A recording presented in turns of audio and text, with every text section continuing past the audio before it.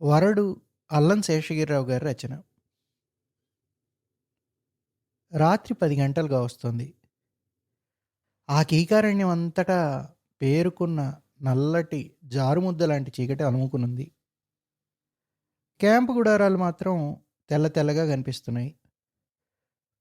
మధ్యలో అక్కడక్కడ క్యాంపు పనివాళ్ళు వన్యమృగాల బారి నుండి రక్షించుకోవడానికి వేసిన మంటలు దూరాన్నించి కొరివిదయ్యాల్లా కనిపిస్తున్నాయి. గుడారాల్లో హరికేన్ లాంతర్లు మిణుకు మిణుకుమంటుంటే ఆఫీస్ టెంటుల్లో పెట్రోమాక్స్ లైట్ వెలిగిపోతుంది. దశరథ రామయ్య గారు ఇంకా ఆఫీస్ పని చేసుకుంటున్నారు. అలా రాత్రి 1 గంట వరకు ప్రతిరోజు పనిచేయడం ఆయనకి పరిపాటే. చిమ్మెట్టలు జుయీమని చేసే శబ్దం తప్ప అంతా నిశ్శబ్దంగా ఉంది. ఎక్కడో దూరంగా కొండల్లో కొండగొర్రె అవిరామంగా క్యార్ క్యార్మని అరుస్తోంది. దశరథ రామయ్య గారికి చిన్న దగ్గుతెర వచ్చింది.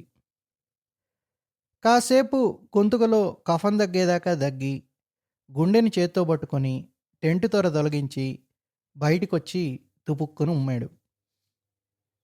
ఆయాసం కాస్త తేలికపడిన తర్వాత ఇవాల్టికి ఇంటికి పోదాం అనుకున్నాడు. కానీ ఇంకా బోలెడు పనుండిపోయింది. అయినా ఇప్పుడు టైం ఎంత అయి ఉంటుందో అని చిన్నయ్య గుడారం వైపు చూశాడు. జీప్ డ్రైవరు చిన్నయ్య హెడ్ క్వార్టర్స్లో ఉంటే సరిగ్గా రాత్రి 12 గంటలకు ఎన్ని పనులున్నా లైట్ ఆర్పేసి పడుకుంటాడు. అది అతని ఎక్స్ మిలిటరీ డిసిప్లిన్ అంటాడు. ఇంకా లాంతరు గుడారంలో వెలుగుతోంది. అంటే 12 కాలేదన్నమాట. సరే, మరో గంట పని చేసిపోదామని టెంట్లోకి దశరథరామయ్య గారు దూరుతుండగా ఠకాలుమని బూట్లు కొట్టుకున్న చప్పుడు. వెంటనే గుడ్ నైట్ పంతులు బాబు అనే అరుపు కూడా వినిపించింది. అకస్మాత్తుగా మిలిటరీ కాషన్ లాంటి అరుపు వినపడగానే ఉలికిపడిన అది చిన్నయ్య కేకే అని పోల్చేసుకున్నాడు. రావయ్యా, నిద్రపోలే అని పలకరించాడు. తన గుడారం ముందు అటెన్షన్ పోజ్లో సెల్యూట్ చేస్తూ నిలబడ్డాడు చిన్నయ్య. రాత్రిళ్ళు కూడా నీ మిలిటరీ సెల్యూట్లేనా మిలిటరీ వదిలేసిన?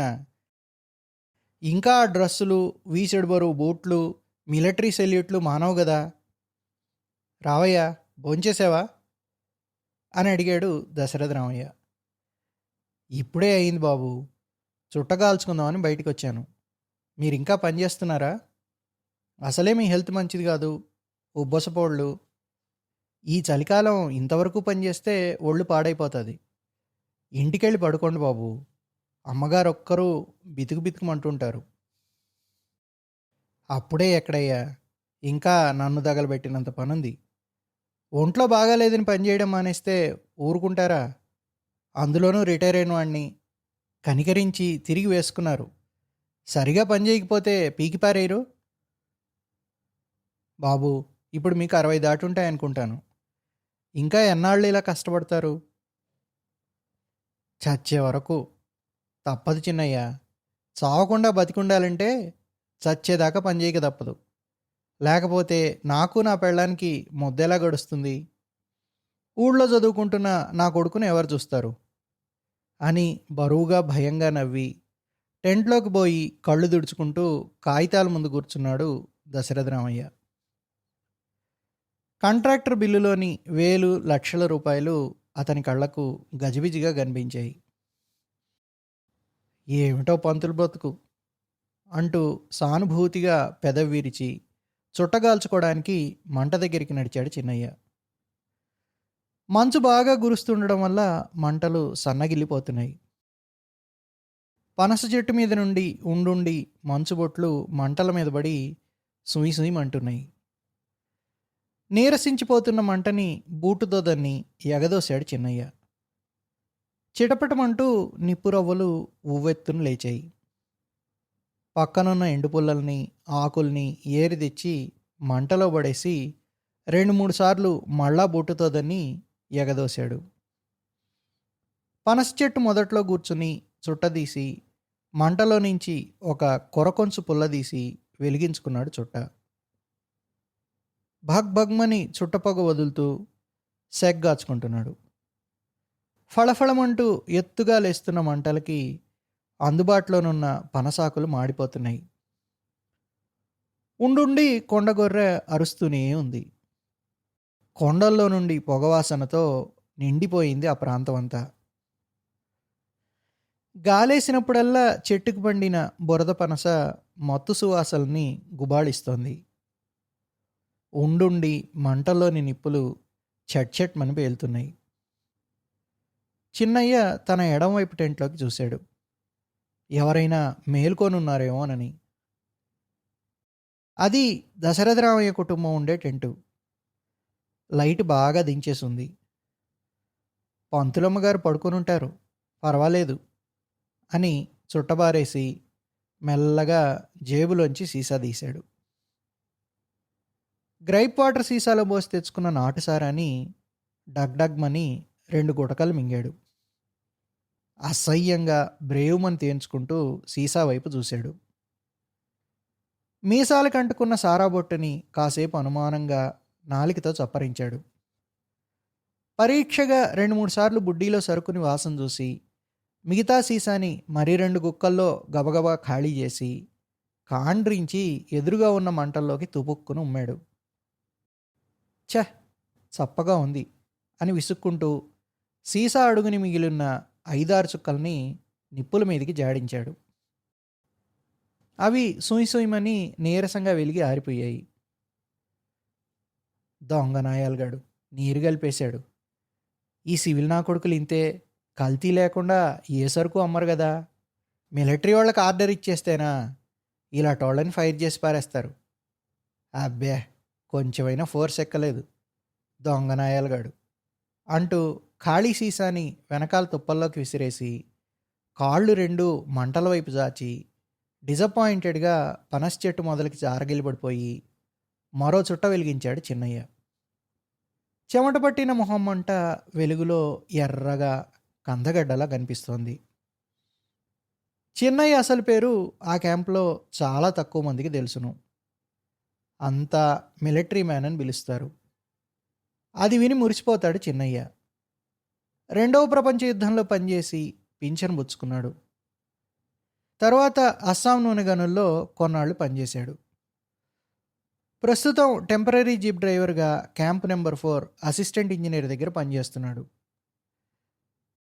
అతనికి మిలిటరీ అంటే ఎనలేని భక్తి శ్రద్ధలు. మనిషి అంటే మిలిటరీ వాడే మనిషి అంటాడు. మిగతా వాళ్ళు సివిలోళ్ళు అని చులకనగా చూస్తాడు. మిలిటరీ వాళ్ళు తమ దేశం కోసం ఫైట్ చేస్తే సివిలోళ్ళు పొట్ట కోసం దేవిరిస్తున్నారంటాడు. మిలిటరీ వాళ్ళు నిస్వార్థంగా పనిచేసే నీతి నిజాయితీ గల సీదా ఆద్మీ అని, సివిలోళ్ళు బద్మాష్ ఆద్మీ అని ఏదో థీసిస్ చెప్తాడు. తుఫాను పట్టినా సరే ఆ వయసులో తెల్లవారుజామున 4 గంటలకే లేచిపోయి కసరత్తు చేస్తాడు. 6 గంటకల్లా స్నానం చేయడం, బూట్లు పాలిష్ చేసుకోవడం, మీసాలకు రంగెక్కించుకోవడం పూర్తి చేసుకుని నాస్తా చేసి మగ్గు టీ తాగి 6:30కి టంచనగా ఇంజనీర్ గారి దగ్గరికి హాజరవుతాడు. వెళ్లే ముందు జార్జ్ చక్రవర్తి, సుభాష్ బోస్ పటాలకి ఠకాలుమని బూట్లు కొట్టి అటెన్షన్ పోజులో సెల్యూట్ చేయందే బయలుదేరడు. మంటకాంతిలో దగ్గరలో ఉన్న తుప్పలు, పనస చెట్టు సగం భాగం, 10-12 గజాల లోపుగానున్న చెట్ల మొదళ్ళు మాత్రమే కనిపిస్తున్నాయి. పనస చెట్టు నీడబడుతుండడం వల్ల దానికి కాస్త వెనకాలగా ఎడంవైపుగానున్న పంతులు గారి టెంటు మసగ్గా కనిపిస్తోంది. చుట్టూ చిక్కని చీకటి అల్లుకునుంది. చిన్నయ్య మంటకి దగ్గరలో ఉండడం వల్ల ఆ వెలుతురికి అలవడ్డ కళ్ళకి చుట్టూ ఉన్న చీకటి మరింత దట్టంగా కనిపిస్తోంది. చిన్నయ్య ఏమీ తోచక మంటల్లోకి, చుట్టూ ఆవరించుకున్న కటిక చీకట్లోకి, దూరంగా కొండల మీద గాలుతున్న అడవుల్లోకి చూస్తూ చుట్ట మీద చుట్ట లాగించేస్తున్నాడు. ఉండుండి ఆఫీస్ టెంట్లోంచి దశరథరామయ్య గారి దగ్గులు వినిపిస్తున్నాయి. ఏం చిన్నయ్య, భోజనం అయిపోయింది ఏమిటి? క్యాంపు నుండి ఎప్పుడొచ్చావు అని పంతులు గారి భార్య పక్క టెంట్ గుమ్మంలో నుండి పలకరించింది. దండాలమ్మా, అరగంట అయిందండి వచ్చి. జీప్ షెడ్లో పెట్టి భోంచేసి ఇప్పుడిప్పుడే చుట్టగాల్చుకుందామని ఇక్కడికొచ్చాను. పొద్దుట్నుండి తిరిగి తిరిగి నడుం లాగేస్తుంటే ఈ చెట్టుకి కొంచెం చేరబడ్డాను. ఏం నంచుకున్నావయ్యా? నీకోసం పెరుగు పచ్చడి దాచాను కసురుకున్నట్టుగా అడిగిందావిడ. ఛఛ! ఎందుకమ్మా మీకా బాధ? మీ ముసలి కడుపులు గడుపుకోవడమే ఈ రోజుల్లో కష్టంగా ఉంటే మళ్ళీ దానాలు, ధర్మాలు. చిన్నయ్య మాటల్ని మధ్యలోనే త్రొంచిందావిడ. చాల్లే, దానాలా? నీకీయడం దానం ఎందుకయింది? అంది. అంతకంటే ఎక్కువగా మాటల్లో తన కృతజ్ఞతను చెప్పుకోవటం ఆవిడికి చేతనైంది కాదు గాని, మనసు నిండా చిన్నయ్య అంటే ఆమెకి గొప్ప గౌరవం, అభిమానం. ఆమెకన్న మాటే గాదు, ఆ క్యాంపులో అన్ని సంసారాలకు పెద్ద దిక్కు చిన్నయ్య. అందరి కుటుంబాలు వారి వారి టెంట్ల వరకే పరిమితమైతే ఆ క్యాంపంతా చిన్నయ్య కుటుంబమే. అది మిలిటరీ స్పిరిట్ అంటాడు. క్యాంపులున్నప్పుడు పొద్దుటనగా బండి తీసినవాడు ఏ అపరాత్రికో ఇల్లు చేరుకుంటాడు. ఎటూ వెళ్ళనక్కర్లేకపోయిన రోజులోనైనా ఊరుకోడు. ఆ టెంట్లన్నీ దుడిపించడం, మలేరియా మందు జల్లించడం, చిన్నపిల్లలందరినీ చెరువుకి తీసుకెళ్ళి స్విమ్మింగు, డైవింగు చేయించి తీసుకురావడం వగైరా పనులన్నీ నెత్తిన వేసుకుంటాడు. పట్నం ప్రయాణం పడినప్పుడు ప్రతి టెంట్ దగ్గరికి పనిగట్టుకు వెళ్ళి ఆ ఇళ్లల్లో అవసరమైన సామాన్లు కనుక్కొని పెద్ద లిస్ట్ రాసుకుని పట్నం నుండి పట్టుకొస్తాడు. అందుకే పిల్లల దగ్గర నుండి పెద్దవాళ్ళ వరకు అతనంటే అమితమైన గౌరవం. అందుకే అతను జీప్ డ్రైవర్ చిన్నయ్య కాదు, మిలిటరీ చిన్నయ్య. అన్నట్టు చిన్నయ్య, మీ పంతులు గారు చెప్తుంటారు, మన దొరగారికి నువ్వంటే ఎంతో ఇదట. అసలు నువ్వు లేందే క్యాంప్ క్యాన్సిల్ చేసుకుంటాడు. ఆవిడేదో ఇంకా అడగబోతుంటే మధ్యలోనే చిన్నయ్య అందుకున్నాడు. అవునమ్మా, బ్రతికున్నన్నాళ్ళు మీ అందరితోనూ మంచి అనిపించుకుని చచ్చిన్నాడు గుండు దెబ్బలాగా ధన్మని పోవాలి. మిలిటరీ చావు చావాలి, సివిలోళ్లలాగా తీసుకులాక్కు చావకూడదు. అదమ్మా నా కోరిక. అవేం మాటలయ్యా? అది సరే గాని మీ దొరగారికి ఉత్తుత్తి అభిమానమేనా, లేకపోతే క్యాంపులో ఉన్నప్పుడు తిన్నావా ఉన్నావా అని? అమ్మమ్మ, దొరగారు కుర్రోడైనా గొప్ప మనిషమ్మ, దేవుళ్ళంటోడు.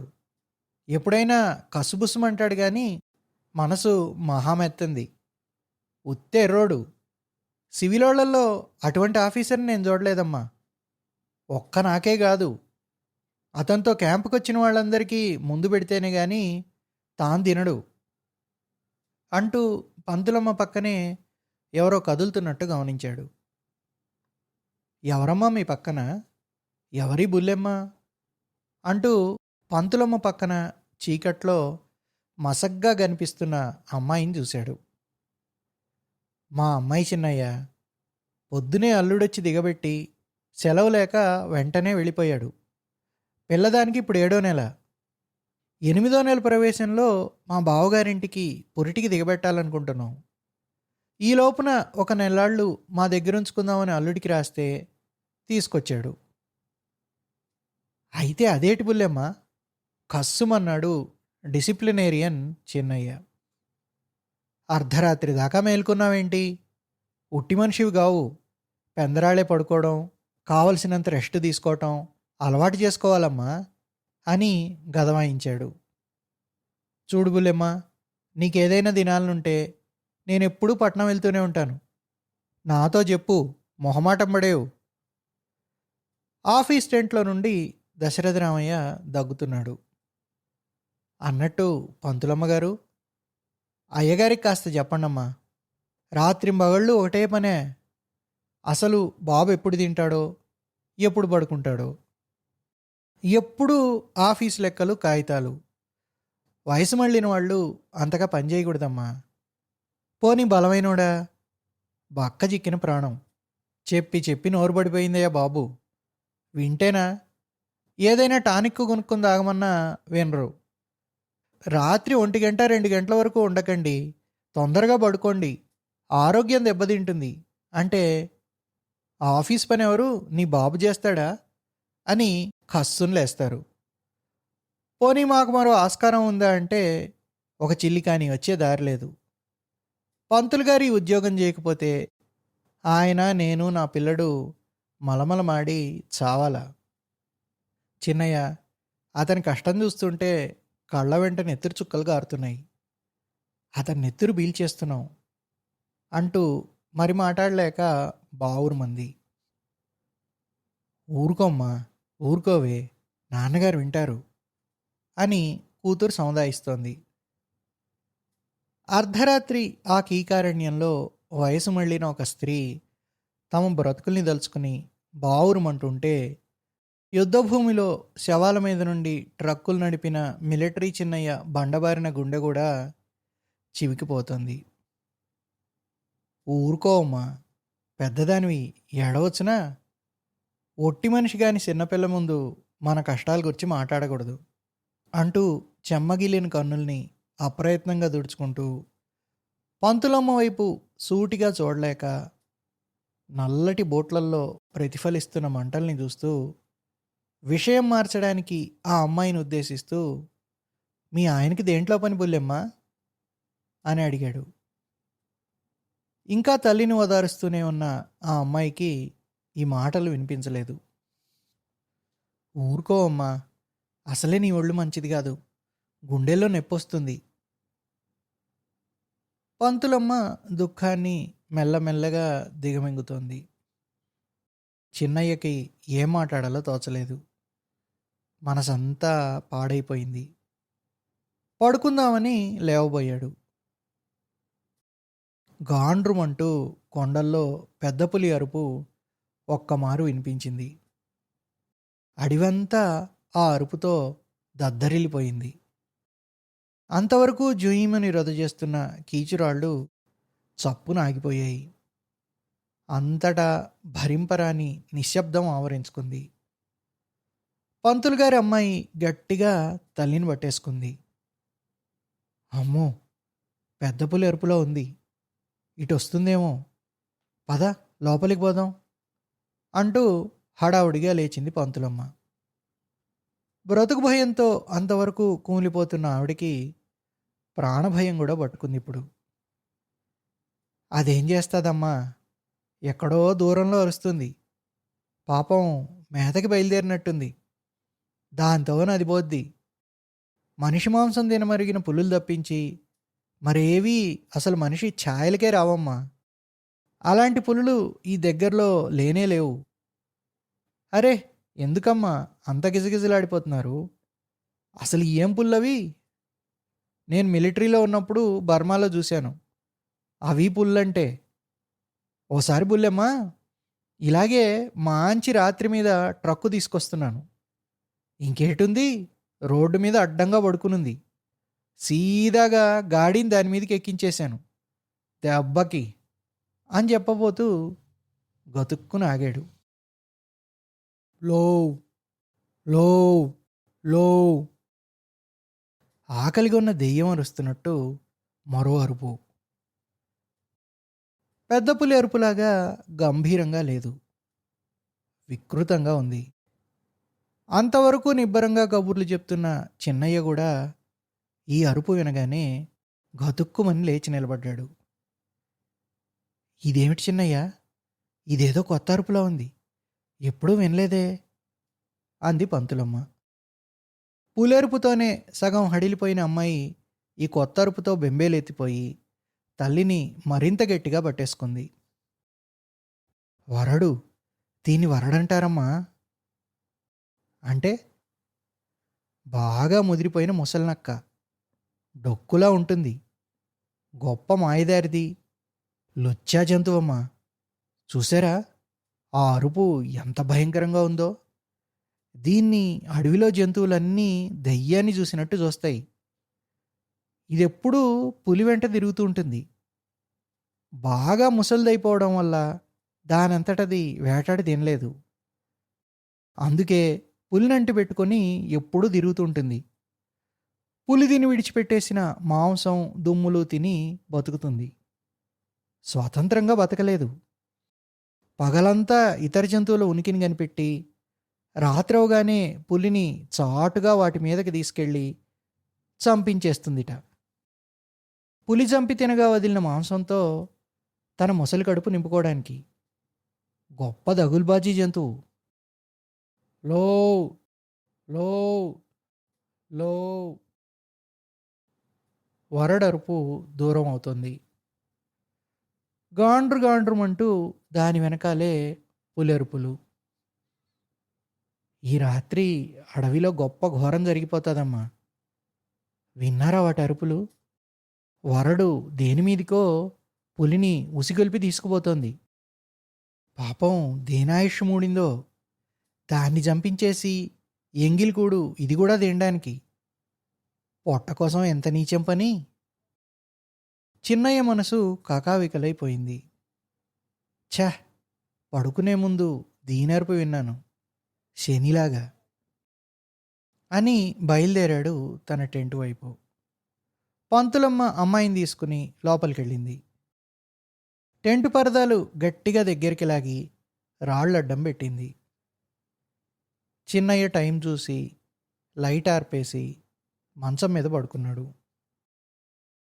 మరికొంతసేపటికి ఆఫీస్ నుంచి ఇంటికి వెళుతున్న దశరథరామయ్య గారి కిర్రు చెప్పుల చప్పుడు మగత నిద్రలో స్పష్టంగా వినిపించింది. తెల్లవారుజాము 3 గంటలైంది. దట్టంగా పొగమంచు కమ్ముకుంటోంది. క్యాంపులో మంటలు చల్లబడిపోతున్నాయి. హఠాత్తుగా కలకలం బయలుదేరింది. అటూ ఇటూ గడబిడగా పరిగెత్తుతున్నారు. చుట్టుపక్కల ఆడవాళ్ళు పంతులు గారి టెంట్ వైపు పరిగెడుతున్నారు. లోపల నుండి ఉండుండి మూలుగులు వినిపిస్తున్నాయి. అయ్యో తల్లి, ఇదేమిటే అమ్మా, ఇప్పుడు వచ్చేయేమిటి ఈ మా 5-6 నొప్పులు, నేనిప్పుడు ఏం చేసేదమ్మా అని పంతులమ్మ శోకాలు పెడుతోంది. దశరథరామయ్య ఏమీ దోచక మతిపోయిన వాళ్ళ టెంటు బయట తిరుగుతూ వచ్చిన వాళ్లతో ఏదేదో మాట్లాడుతున్నాడు. మధ్య మధ్య పెళ్ళాన్ని, నువ్వు కాస్త నోరు మూసుకో, మధ్యని ఏడుపు ఎక్కువైపోతుంది అని గదమాయిస్తున్నాడు. చిన్నయ్య నిద్రలేచి బయటకొచ్చాడు. దశరథరామయ్య గారితో మాట్లాడుతున్న సింగుగారి భార్య చిన్నయ్యను చూడగానే, ఏ మిలిటరీ ఆద్మీ, ఇది రావునా అని పిలిచింది. చిన్నయ్య రాగానే అంతా చుట్టుముట్టారు. పంతులు గారి అమ్మాయికి నెలలు నిండకుండానే పురిటి నొప్పులు వచ్చేసాయని, 7వ నెల కాన్పు, అందులో తొలిచూలు చాలా కష్టమని, వెంటనే పట్నంలో హాస్పిటల్లో చేర్పిస్తే కానీ లాభం లేదని అక్కడున్న ఆడవాళ్ళు వాళ్ళ వాళ్ళ భాషల్లో ఏకరువు పెట్టారు. ఈ పాడడవిలో కష్టం వచ్చినా దిక్కుమాలిన చావు తప్ప వేరే గతి లేదని, హాస్పిటల్ లేకపోయినా కనీసం మందివ్వడానికి డాక్టర్ ముండా కొడుకైనా లేడని, రైల్వే కన్స్ట్రక్షన్లో పనిచేసే వాళ్ళని పెళ్లాడిన ఆడవాళ్ల బతుకింతేనని ఏకంగా రైల్వే అధికారులనే అరవయాసతో జాడించి పారేస్తోంది స్టోర్ కీపరు కళ్యాణరామన్ గారి ద్వితీయ కళత్రం. మీ మొగాళ్ళందరూ అలా మొహాలు చూస్తూ నిలబడ్డమేనా, లేక అమ్మాయిని వెంటనే పట్నం తీసుకెళ్లే ఏర్పాటేమైనా ఉందా అంటూ అగ్గిమంటల మీద నీళ్లు గాగబెడుతున్న సుమతి కుట్టి అమ్మ మలయాళంలో ఆ గుంపులోని మొగుడి మీద చండికలా పడిపోయింది. గోల చేయకండమ్మా, ఇదిగో పంతులు గారు, అమ్మగారిని అమ్మాయిని పట్నం ప్రయాణానికి సిద్ధం చేయించండి, దొరగారిని జీప్ అడగండి, ఇప్పుడే నేను పట్నం తీసుకెళ్తాను అన్నాడు చిన్నయ్య. ఆహా, అది గవర్నమెంట్ జీప్ కదా, దొరగారిని అడిగితే బాగుంటుందా, అందులోనూ ఈ రాత్రప్పుడు అని దశరథరామయ్య నసిగాడు. మనం కూడా గవర్నమెంట్ మనుషులమే బాబు, మీరు ముందు సిద్ధంగండి, మీకు అంత ఇదైతే నేనే వెళ్ళి దొరగారిని జీప్ అడుగుతాను. బాబు, నీకు పుణ్యం ఉంటుంది, నువ్వే అడిగి పుణ్యం కట్టుకుందు అని దీనంగా చిన్నయ్య చేతులు పట్టుకున్నాడు. చాలండి పంతులు గారు, భలేవారే అంటూ చేతులు విదిలించుకొని ఇంజినీర్ గారి టెంట్ వైపుకు నడిచాడు చిన్నయ్య. ఇంతలో పంతులమ్మ గారి పిలుపు విని లోపలికి వెళ్ళాడు దశరథరామయ్య. అయ్యో రామా! జీప్ అడగడానికి మీరు వెళ్ళలేకపోయారా? చిన్నయ్యనే పంపించారు. మన పనికి కూడా ఇంకోళ్ళనే పంపించాలా? మీరే వెళ్ళండి. మళ్ళీ పెద్ద అకౌంటెంట్‌నంటారు. ఆ పాటి జీప్ అడిగితేలేరు అంటూ సర్రున తాచుపాములాగా లేచింది. నువ్వు కాస్త నోరు మూసుకోవే. ఎందుకలా జించుకుంటావు? తెలియని దానివి తెలియనట్టు ఊరుకోవాలి. ఆడముండలకేం తెలుసు దొరల సంగతి. అసలే మా ఇంజనీరు రావణాసురుడు లాంటివాడు. దానికి తోడు పగలంతా క్యాంపులు తిరిగి తిరిగి అలసిపోయి ఎచ్చి పడుకునుంటాడు. రాత్రప్పుడు లేపితే ఇంకేమన్నా ఉందా? పుల్లా పడిపోతాడు. అసలే కోపిష్టోడు. తిక్కరేగిందంటే వెనక ముందు ఆలోచించకుండా రేపొద్దున టపుక్కున ఉద్యోగం ఊడదీసేస్తాడు. అప్పుడు నువ్వు నేను రోడ్ల మీద చిప్పబట్టుకు తిరగాలి. ఇలాంటి బోడి సలహాలు మాని నోరు మూసుకు కూర్చో అంటూ గొణుక్కుంటూ బయటికొచ్చి టెంట్ ముందు చిరాగ్గా పచార్లు మొదలుపెట్టాడు. కాల్ బెల్ విని నిద్రలేచి మత్తుగా ఒళ్ళు విరుచుకుంటూ బయటికొచ్చి చిన్నయ్యని దశరథరామయ్య టెంట్ ముందు అలికిడిని చూసి, ఏమిటి చిన్నయ్య, ఏం జరిగింది? ఎవరికైనా బాగులేదా అని ప్రశ్నించాడు అసిస్టెంట్ ఇంజనీర్ రామారావు. పాపం పంతులు గారి అమ్మాయికి పురిటి నొప్పులు అకస్మాత్తుగా వచ్చేసాయట సార్. నెల రోజులు ఉండిపోదామని వచ్చిందట పొద్దున్నే. అనుకోకుండా పాపం 7వ నెలలోనే నొప్పులు వచ్చేసాయటండి. పట్నానికి తీసుకెళ్తే గానీ లాభం లేదంటున్నారు సార్ అన్నాడు చిన్నయ్య. అయ్యో పాపం, ఇప్పుడు ఎలాగా? జీపు కావాలి సార్. పట్నం తీసుకెళ్ళి ఆసుపత్రిలో జాయిన్ చేసొస్తాను. జీపా? అది గవర్నమెంట్ వెహికలు. తీసుకెళ్తే అని ఏదో నానుస్తున్నాడు రామారావు. అదేమిటి సార్ అలా అంటారు? ప్రాణం మీదకి వస్తేను. అయినా గవర్నమెంట్ బళ్ళు ఎన్నిసార్లు పిక్నిక్లకి, పార్టీలకి, దొరల బుడ్డీలకి తిరగడం లేదు అంటూ ఇంకేదో చెప్పబోతున్నాడు హీటెక్కిపోతున్న మిలిటరీ చిన్నయ్య. "ఉమ్, ఉమ్, సర్లే, టేబుల్ మీద తాళాలున్నాయి, తీసుకెళ్ళు. పొద్దున్న 8వ గంటకంతా ఉండాలి సుమా. క్యాంప్ ఉంది, బ్రిడ్జ్ ఇన్స్పెక్షను. జాయిన్ చేసిన తర్వాత పంతులు గారిని కూడా నీతోనే తీసుకొచ్చేయి. బోలెడు పనుంది" అంటూ సిగరెట్ వెలిగించాడు. 7వ గంటకల్లా ఇక్కడ ఉంటాను సార్ అంటూ టెంట్ లోపలికెళ్ళి తాళాలు తీసుకుని బయటికెళ్ళాడు. చూడు చిన్నయ్య, పంతులకేమైనా డబ్బు అవసరం ఉంటే అడగమను. మొహమాట పడొద్దని చెప్పు. అలాగే సార్ అంటూ వెళ్ళి షెడ్లోని జీపు తీసి దశరథరామయ్య టెంట్ ముందు ఆపాడు. "ఉమ్, ఉమ్, రెడీ రెడీ, ఎక్కండి" అంటూ సామాన్లన్నీ తనే జీపులో పెట్టాడు. అక్కడున్న ఆడవాళ్ళంతా అమ్మాయిని జాగ్రత్తగా వెనక సీట్లో కూర్చోబెట్టారు. కూతుర్ని పట్టుకుని పక్కనే కూర్చున్నారు పంతులమ్మగారు. దశరథరామయ్య ముందు సీట్లో చిన్నయ్య పక్కన కూర్చున్నాడు. ఆడవాళ్ళంతా అమ్మాయికి పర్వాలేదని ధైర్యం చెప్పారు. "ఏ మిలిటరీ మ్యాన్, దేఖో, ఇధర్ మిలిటరీ కా స్పీడ్ మత్ దిఖాओ, జోర్ సే మత్ జాओ, ధీరే సే గాడీ లేనా" అంటూ హెచ్చరించింది సింగుగారి భార్య. "ఠీక్ హై" అంటూ జీపు జుర్రుమని స్టార్ట్ చేశాడు. జీపు లైట్లు చీకట్లని బాణంలా చీల్చుకుంటూ రోడ్డు మీద ముందుగా పరిగెడుతున్నాయి. ఇంజనీర్ రామారావు గారు తన టెంట్ మీద సిగరెట్లు కాల్చుకుంటూ చిన్నయ్య సోషల్ వర్క్ని లోలోన అభినందించుకుంటున్నాడు. ఎవరికైనా కష్టం వస్తే చూడలేడు చిన్నయ్య. నడుం కట్టుకొని ముందుకొస్తాడు.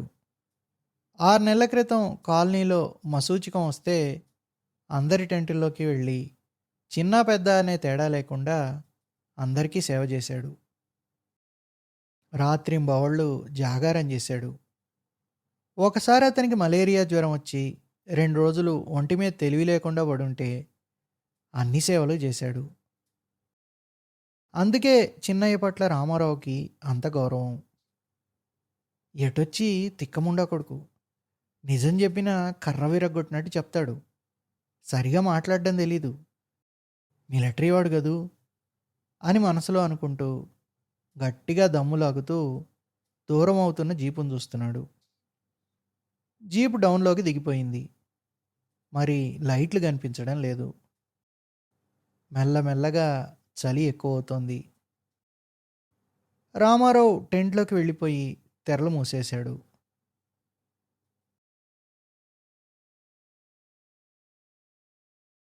క్యాంప్ సైట్‌కి మైల్ దూరంలో ఉంది వర్క్ స్పాట్. కారడవిలో కొత్తగా రైల్వే లైన్ వేస్తున్నారు. వేలాది పనివాళ్ళు శ్రమించి పనిచేస్తున్నారు.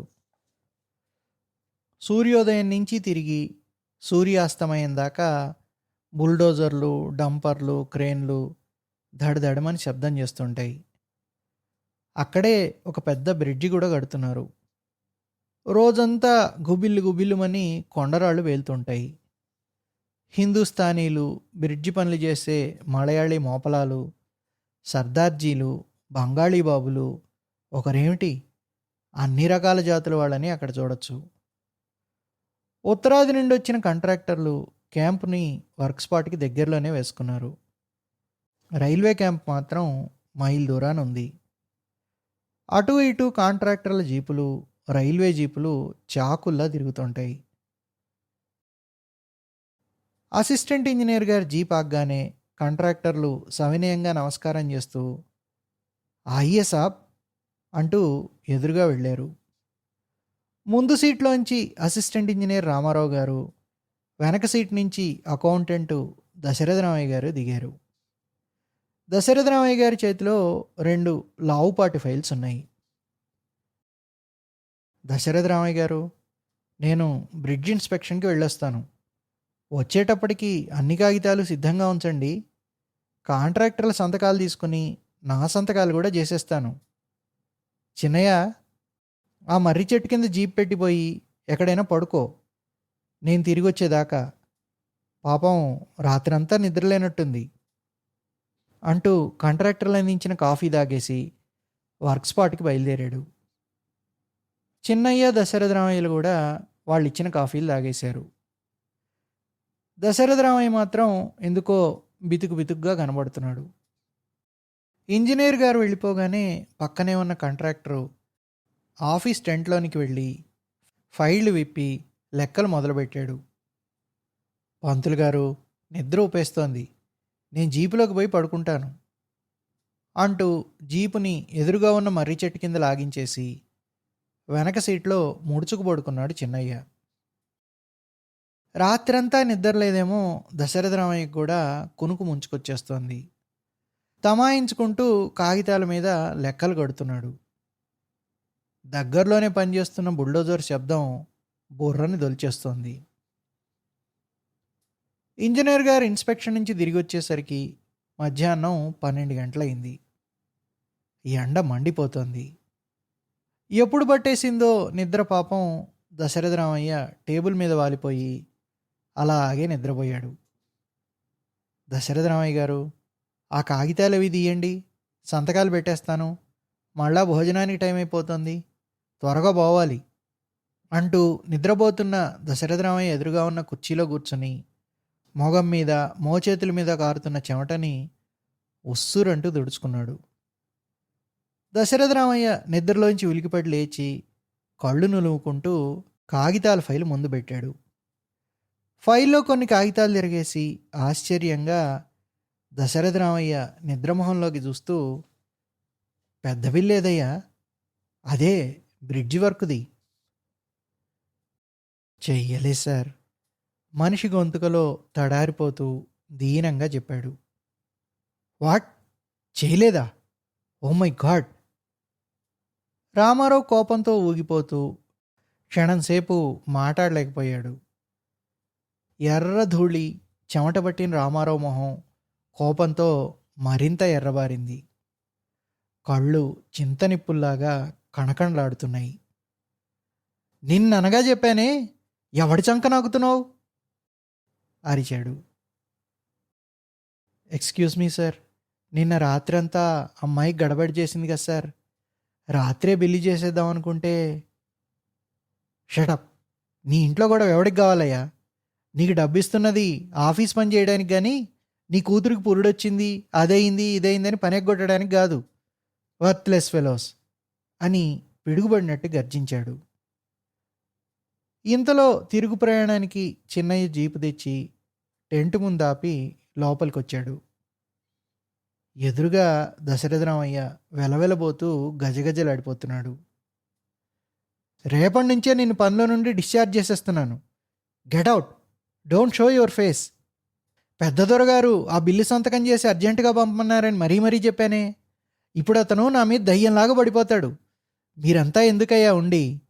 నో, ముసలాడివని కనుకరించి అపాయింట్మెంట్ ఇప్పిస్తే పనెగ్గొడతావు. Keep off from me, dirty fellow అంటూ ఇంకా కోపం పట్టలేక టేబుల్ మీదనున్న ఫైల్ తీసి దశరథరామయ్య మొహం కేసి కొట్టాడు. అసలే భయంతో సగం చచ్చిపోయిన దశరథరామయ్య ఉద్యోగం పోతుందనేసరికి పై ప్రాణాలు పైనే పోయాయి. దాంతో ఫైల్ మొహానికి తగలగానే కళ్ళు తిరిగిపోయి పడిపోయాడు. పక్కనున్న కాంట్రాక్టర్ మనిషి ఎవడో పట్టుకొని కింద పడుకోబెట్టి మొహం మీద నీళ్లు చల్లాడు. ఇది చూస్తున్న మిలిటరీ చిన్నయ్యకి నెత్తురు మరిగిపోయింది.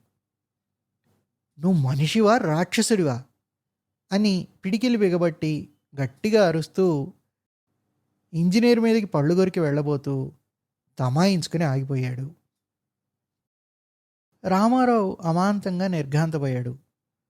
ఏమిటి, డ్రైవర్ చిన్నయ్యనా ఇలా అంటున్నాడు అని తన కళ్ళని తనే నమ్మలేక కోపంతో వణికిపోతున్న చిన్నయ్యని చూస్తూ క్షణం పాటు అలా ఉండిపోయాడు. ముసిలోడిని కొడతావా, నువ్వు మనిషివేనా అని మరోసారి గర్జించాడు. కేకలు విని అంతా చుట్టూ చేరారు. ఇది చూసిన రామారావు అహం దెబ్బతింది. తన దగ్గర పనిచేసే ఒక జీప్ డ్రైవరు అంతమంది ఎదుట అలా తనపై కేకలేస్తుంటే సహించలేకపోయాడు. ఏమిటి చిన్నయ్య, నువ్వేమన్నా తాగావా? నువ్వెవరివి ఇందులో జోక్యం కలుగ చేసుకోవడానికి? నేనెవన్నా నీలాంటి జంతువుని గాను, మనిషిని. ముసలోడు రాత్రంతా పనిచేస్తాడు. నిన్న రాత్రి అయితే అసలు కంటికే కొనుక్కులేదు. ఏదో పని మిగిలిపోయిందని కొడతావా? ముసలోడు సొమ్మసిల్లిపోయాడు. చచ్చిపోతేనో? మీకు ఇష్టం లేకపోతే ఉద్యోగం నుంచి తీసేయండి. కొట్టడానికి మీకేం పవర్స్ ఉన్నాయి అని మిలిటరీ ఊపుతో విరుచుకుపడిపోతుంటే అందరూ నివ్వెరపోయి చూస్తున్నారు. నాకేం పవర్స్ ఉన్నాయా? అమ్మరా స్కిల్, ఇంత పొగరబట్టిందిరా నీకు అంటూ విసురుగా మీదికి వెళ్ళాడు. చిన్నయ్య తర్జని చూపించాడు. మంచిదిగా సార్, తొందరపడకండి చెప్తున్నాను. నేను పంతుల్ని కాదు ఊరుకోవడానికి. ఒంటి మీద చెయ్యి పడిందో కైమా చేసేస్తాను. నేను మిలిటరీ వాడిని. అప్పుడప్పుడే తెలివిలోకి వస్తున్న దశరథరామయ్య అమాంతంగా లేని శక్తిని తెచ్చుకుని లేచి ఆఫీసర్కి చిన్నయ్యకి మధ్యలోకి వెళ్ళి, ఊరుకో చిన్నయ్య, నీకెందుకు, దొరగారు మీరు ఊరుకోండి, దండం పెడతాను అంటూ రామారావు చేతులు రెండూ పట్టుకుని ఆపు చేశాడు. వాట్, నన్ను ఖైమా చేస్తావా? నిన్నేం చేస్తానో చూడు, స్కౌండ్రల్ అంటూ ఉగ్ర నరసింహుళ్లా శివాలెత్తిపోతూ నేలని కసిదీరా ఒక తన్నుదన్ని టెంట్ తెరదోసుకుంటూ వెళ్ళి జీపులో కూర్చొని స్టార్ట్ చేశాడు. వెనకాలే దశరథరామయ్య నెమ్మదిగా సర్దేసుకున్నాడు. తక్కువ వెధవలు కలిసిస్తే నెత్తినెక్కరు. ఆల్ రైట్, డిస్మిస్ చేయించేస్తాను వెధవని అనుకుంటూ యాక్సిలేటర్ దమాయించాడు రామారావు.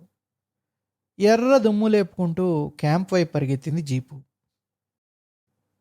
క్యాంప్ చేరుతూనే రామారావు స్టెనోటైపిస్టుని దశరథరామయ్య చేత కబురు పెట్టించి డిక్టేషన్ ఇచ్చాడు. ఆ సాయంకాలానికల్లా డిస్ట్రిక్ట్ ఇంజనీర్ గారికి చేరేటట్టు స్పెషల్ మెసెంజర్ చేత ఉత్తరాన్ని పంపమన్నాడు. సాగ్డ్ ఆఫ్ వెధవ తిరగబడతాడు అంటూ ఇంకా ఉప్పెన్లా విజృంభిస్తున్న కోపాన్ని తమాయించుకొని భోజనం చేయకుండా పడుకున్నాడు. మెలకు వచ్చేసరికి బాగా రాత్రి దాటిపోయింది. వంట మనిషి టేబుల్ మీద పెట్టి చల్లారిపోయిన భోజనాన్ని కాస్త ఎంగిలిపడి సిగరెట్ వెలిగించి ఆలోచనలో పడ్డాడు. నిద్రలో చాలా వరకు కోపం చల్లారిపోయింది. మధ్యాహ్నం జరిగిన సంఘటనల్ని దలుచుకుంటూ దమ్ము మీద దమ్ము లాగుతూ పచార్లు చేయడం ప్రారంభించాడు.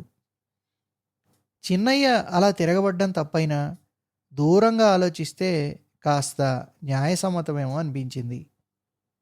అవును, తను అలా దశరథరామయ్య మీదికి ఫైల్ ఎందుకు విసరాలి? కోపం పట్టలేక ఆ పని చేశాడు. అది తప్పు కాదా? తప్పే. ఇంతకీ చిన్నయ్యెవడు? ఎందుకు జోక్యం కలగజేసుకోవాలి?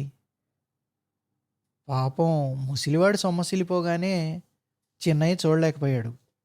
రక్తం మరిగిపోయింది. సకాలంలో బిల్లి చేయకపోతేనే తనకంత కోపం వచ్చింది కదా!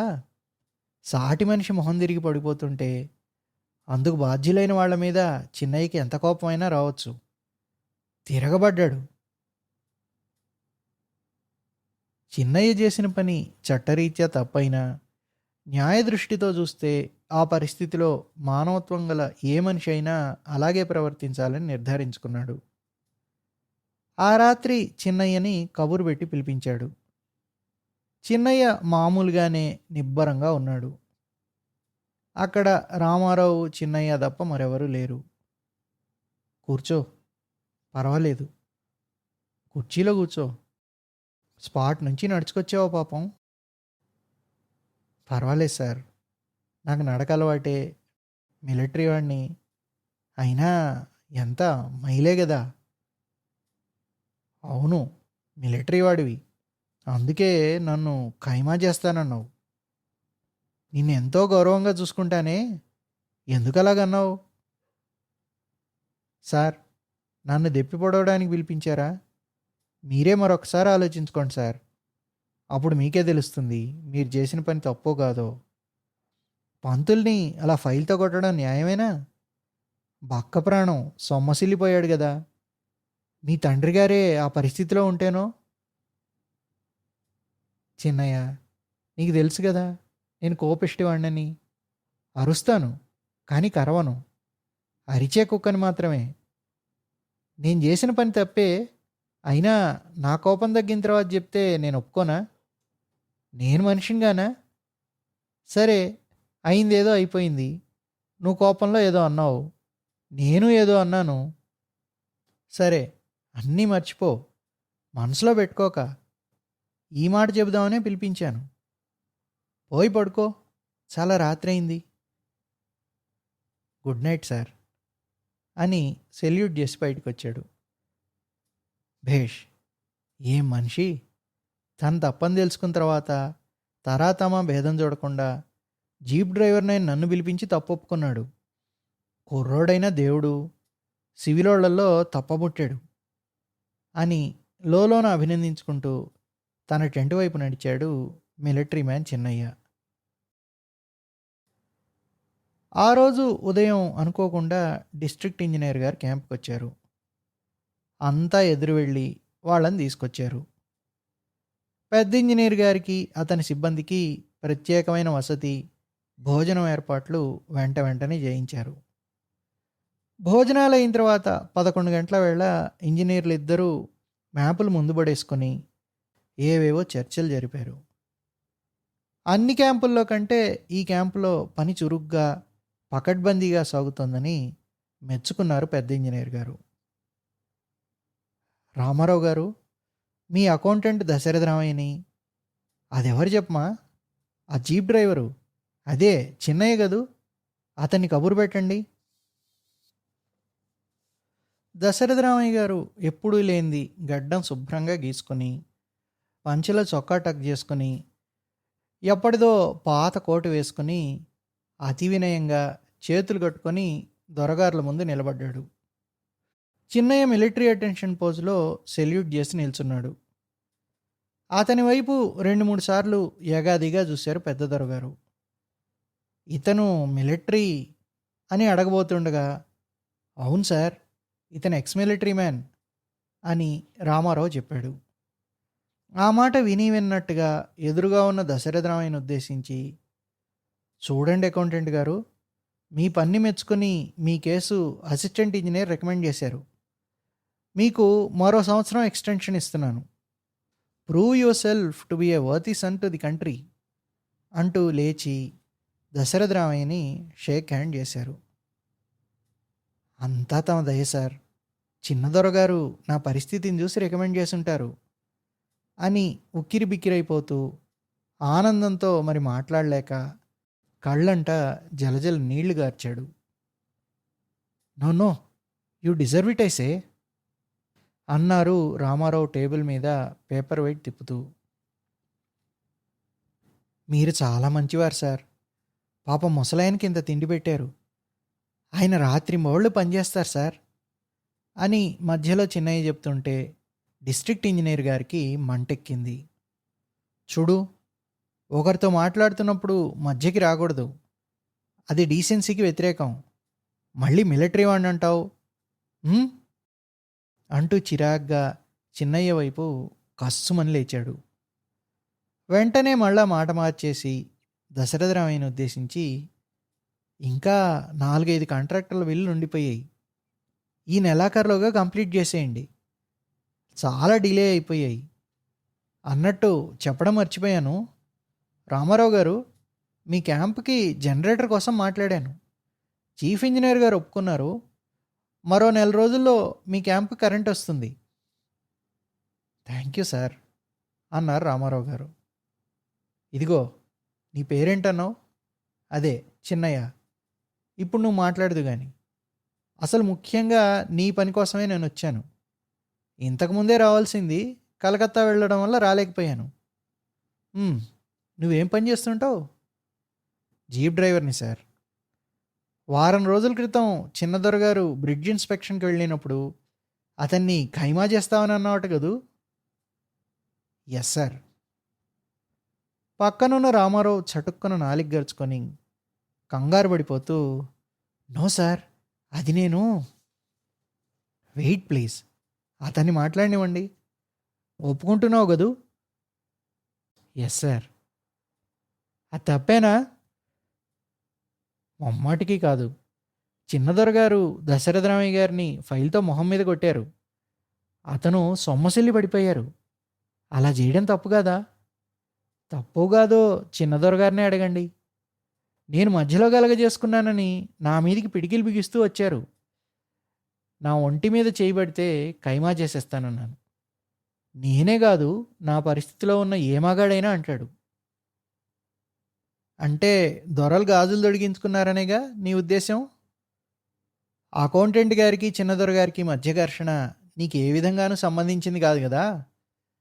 అనవసర విషయాల్లో జోక్యం కలుగు చేసుకోవడమే కాక నీ పై అధికారిని ఖైమా చేస్తానని బెదిరించడం మోస్ట్ ఇన్సబార్డినేషన్. తప్పు. నువ్వు కాదంటావా? రూల్ ప్రకారం తప్పే కావచ్చు, కానీ మనిషిగా ఆలోచిస్తే అది తప్పు కాదు సార్. సాటి మనిషికి సంబంధించిన విషయం. మీరు దగ్గరే ఉన్నారు కదూ, మీరేమంటారు దశరథరామయ్య గారు? మీరు తప్పు కాదంటారా అని దశరథరామయ్యను ప్రశ్నించారు. నిల్చున్నవాడల్లా 2 అడుగులు ముందుకేసి పెద్ద అపచారాన్ని వివరించి చెప్తున్నట్టు కళ్ళు పెద్దవి చేసి, తప్పున్నారా సార్, అది నాకు చిన్నదొరగారికి సంబంధించిన విషయం. నేను తప్పు చేస్తే కోపం పట్టలేక దొరగారు ఏదో ఫైల్తో కొట్టారనే అనుకోండి. అది తప్ప నా మొహం. అయినా మధ్య ఈ ఆసాంకి ఎందుకు? పిల్లలు తప్పు చేస్తే తండ్రులు మందలించరా సార్? అది తప్ప. ఆఫీస్ పనుల్లో గుమాస్తాలకి ఆఫీసర్ గారులకి మధ్య ఇటువంటి చిన్న చిన్న తగాదాలు జరగడం పరిపాటే. అయినా చిన్నబాబు గారు నా మీద ఫైల్ విసిరారంటే అతనికి నా మీద వ్యక్తిగత ద్వేషమా? కందుకు లేని దొరద బచ్చలికి అన్నట్టు ఇతగానికి ఎక్కడ లేని రోషం వచ్చి కారు కూతలు కూస్తూ దొరగారి మీదకి వెళ్ళబోతాడా? నేను మధ్యలో దూరి ఆపాను బాబు. మిలిటరీ బుద్ధి పోనిచ్చుకున్నాడు కాదు. ఎంత ఇన్సబార్డినేషను! చిన్న దొరగారు ధర్మరాజులైపోయారు కాబట్టి సరిపోయింది. అదే మా కాలంలో లాంటి ఇంగ్లీష్ దొరలైంటేనా అక్కడే గుండేసి కొట్టిస్తారు అంటూ ఏకబిగిని చెప్పాడు. ఇది వింటున్న మిలిటరీ చిన్నయ్య నీరు గారిపోయాడు. అతను చెప్తున్నదంతా మతిపోయిన వాళ్ళ వింటూ నిల్చున్నాడు. అయితే నేను చేసింది తప్పా పంతులు బాబు అనగలిగాడు. తప్పా తప్పున్నరా ఇంకా మెల్లిగా అంటావు అన్నాడు అప్రయత్నంలో మొహం పక్కకు తిప్పుకుంటూ. ఇంతసేపు ఇదంతా వింటున్న రామారావు గారు రెస్ట్లెస్గా మధ్యలో అందుకొని, ఎక్స్క్యూజ్ మీ సార్, నేను తొందరలో కోపంలో చిన్నయ్య మీద రిపోర్ట్ పంపేశాను కానీ హీజ్ అ నైస్ మ్యాన్. దూరంగా ఆలోచిస్తే నాదే తప్పండి. తర్వాత గొడవలన్నీ సర్దుకున్నాయి. రిపోర్ట్ విషయమే నేను మర్చిపోయాను. I want to withdraw the report. No, you cannot. I view this most seriously. Chinnayya, ఈవేళ సాయంకాలం నుంచి నీ ఉద్యోగం మాకు అవసరం లేదు. ఈ క్షణమే నీ సెటిల్మెంట్ పైకం తీసుకోవచ్చును. Yes, you can go now. Dasharatharamayya గారు, మీరు కూడా వెళ్ళొచ్చు. పెద్ద దొరగారు త్వరగా తేల్చేశారు. ఎస్ సార్ అని బూట్లు టకాయించి సెల్యూట్ చేసి బయటకు వెళ్ళిపోయాడు చిన్నయ్య. రామారావు పెద్ద దొరగారిని చాలా బతిమాలాడు. తన సర్వీస్లో ఎప్పుడూ ఎవరిని బతిమాలినంతగా చిన్నయ్య కోసం బతిమాలాడు కానీ దొరగారు వినలేదు. ఇన్సబార్డినేషన్ ఇవాళ మీకు, రేపు నాకు అవుతుంది. మిస్టర్ రావు, నువ్వు ఇంకా కుర్రాడివి. ఇలాంటి ఆర్గ్యుమెంటేటివ్ స్టాఫ్ని ఎక్కడికక్కడ నొక్కేయకపోతే నెగ్గలేం. టేక్ ఇట్ ఈజీ అంటూ అప్పటికే స్టెనో సిద్ధం చేసిన చిన్నయ్య డిస్మిస్సల్ ఆర్డర్స్ మీద పరపరా సంతకాలు పెట్టేసి జీప్ ఎక్కి వెళ్ళిపోయాడు. సూర్యుడు పడమట కొండల్లోకి దిగిపోయాడు. చిన్నయ్య డబ్బా డవాలా అన్నీ కిట్ బ్యాగ్లో వేసి కట్టేసి వీపుకు తగిలించుకున్నాడు హరికేన్ లాంతర్ని. వాటర్ బాటిల్ని కూడా వీపుకి వేలాడేసుకున్నాడు. చూడ్డానికి ఉద్యోగం పోయినవాడిలాగా లేడు. యుద్ధంలో క్యాంపు మారుతున్న మిలిటరీ సోల్జర్ లాగా ఉన్నాడు. విచారం కానీ దిగులు కానీ మచ్చుకైనా ముఖంలో కనిపించటం లేదు. జీపు తాళాలు ఇచ్చేస్తూ ఇంజనీర్ గారికి ఆఖరిసారిగా సెల్యూట్ చేశాడు. రామారావు చిన్నయ్య ముఖంలోకి చూడలేక తలదించుకున్నాడు. ఎందుకు బాబు బాధపడతావు? ఒక్కసారన్నావు జ్ఞాపకం ఉందా? నువ్వు కుర్రోడివి కానీ దేవుడివి బాబు. నువ్వెందుకు కుక్కవయ్యావు బాబు? పులిలాంటోడివి, రాజాజాతి. నీ గుండె మైదానం లాంటిది. నిన్నంటి పెట్టి బతుకుతున్న మేము కుక్కలమే, నక్కలమే. నువ్వు సివిలోళ్లలో తప్పబుట్టావు. నేను వస్తాను బాబు అంటూ అక్కడి నుండి వచ్చేశాడు. చిన్నయ్య వెళ్ళిపోతున్నాడని తెలిసి ఆ క్యాంపులోని జనం అంతా గుమిగూడిపోయారు. అందరితోనూ నవ్వుతూ షేక్ హ్యాండ్ ఇస్తున్నాడు. కొందరు కంటతడి పెడుతూ ఉండడం గమనించి, ఏమి సివిలోళ్ళయ్యా, నేను చచ్చిపోతున్నానా అంటూ వీపులు చరుస్తున్నాడు. మంచోడిని ఉద్యోగం నుంచి తీసేశారు. ఈ ఆఫీసర్లకు పెద్ద రోగం రాదా అని ఆఫీసర్లని రామారావుకి రాని అరవం భాషలో తిడుతూ చిన్నయ్యకి గ్లాసుడు మజ్జిగ అందించింది కళ్యాణ్ రామన్ గారి ద్వితీయ కళత్రం. ఇంతలో కారం అటుకులు పొట్లం కట్టి పట్టుకొచ్చిన సింగు గారి భార్య ఆ పొట్లం అతని సంచిలో పెడుతూ, హే మిలిటరీ మ్యాన్, హమ్ సబ్ లోగ్ కో చోడ్కర్ కహా జాతే హో అని చిన్నపిల్లల బావురుమంది. ఇంతలో ఎదురుగుమ్మం దగ్గర పంతులమ్మ అమ్మాయి నిల్చున్నారు. చిన్నయ్య, చీకటి పడిపోయింది, ఇప్పుడు ఎక్కడికి వెళ్తావు?